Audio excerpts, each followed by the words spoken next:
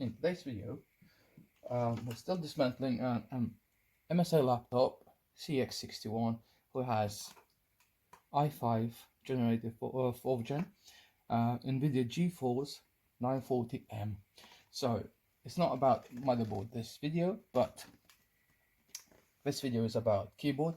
Sometimes it's not come easily, so you have to use a screwdriver, but be careful using screwdriver because you leave a mark if you're selling it or if you're fixing it for yourself. So basically put something plastic which not affect any dents or marks.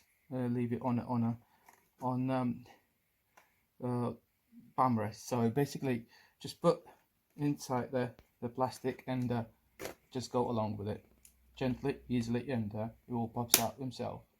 So 1, 2, and 3. So before this video, I'm done one. Don't wanna take the time to show you how it's taken off. So basically, it comes with the ribbon cable, so you can pull both sides different time with your nail. So, and it comes easily like that. So here you go, keyboard is released. So that's it for this video.